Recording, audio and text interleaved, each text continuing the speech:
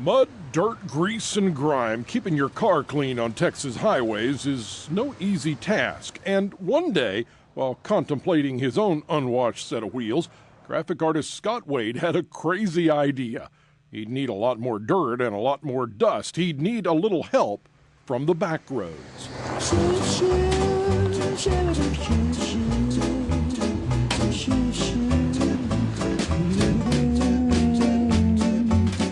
I live on a long dirt road, and if I kept my car clean every day, I'd use thousands and thousands of gallons a year to keep it clean. So if it gets too bad, I'll wash it, but not until I've had a chance to do some art on it.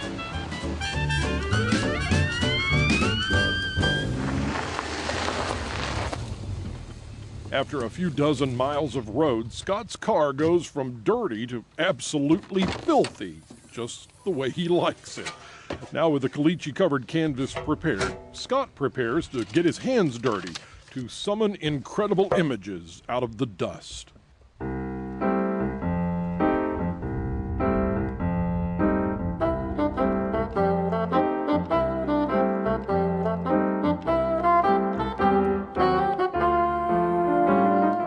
This tool here, it's a rubber paint shaper tool, and this acts like a squeegee on the glass. It just really makes a nice dark line.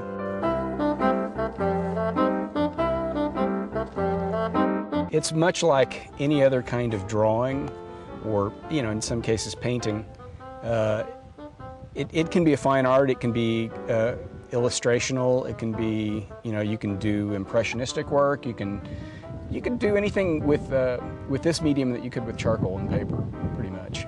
It's just a process of removing the dust rather than adding it, And so you're taking away what's white instead of adding what's black. But other than that, it's very similar.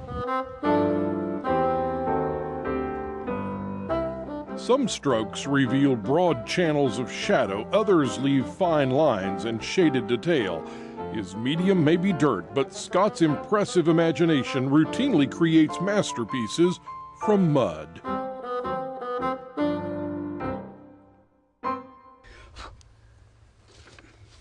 I decided that this stuff is pretty cool and that I needed to show it to people.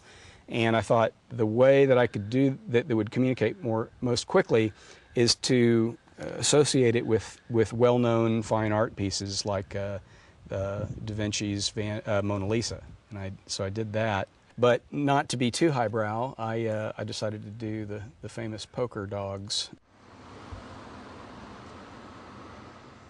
He's the Da Vinci of dust, the Michelangelo of mud, the Raphael of, well, really dirty cars. But you won't find his work in any museum. Instead, Scott takes his unbelievable art form anywhere this little car will go. And wherever he starts to sketch, he's sure to draw a crowd. What happens when you mess up? You just dust it again? Yeah, you can drive up and down the road a little bit more and... That's good right there. Yeah, you see the picture he's working off of? Yeah. I mean, it's identical. What I think a lot of people have a hard time understanding unless they see it is just, how shaded and detailed it can possibly be. People wouldn't normally think that you would be able to create a detailed drawing in dust on the back of your car. And just like sandcastle building or pumpkin carving, when somebody does something really interesting with that and people know, gosh, that's not going to last. There's just something about that that's really neat.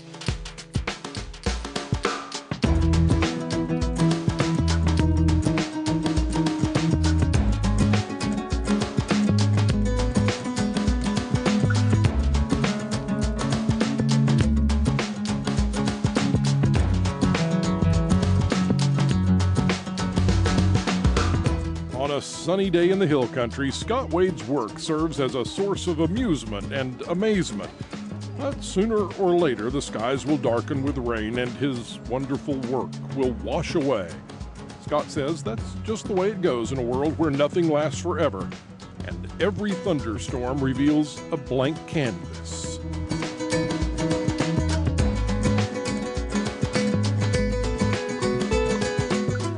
Sometimes I will have done a piece that I really like, that really I think was successful, turned out well, And the rain will come along, and I'll have a momentary pang that, oh gosh, there it goes. But it doesn't last long, and that's the way all of life is. It's all changing on us. It isn't going to stay the same.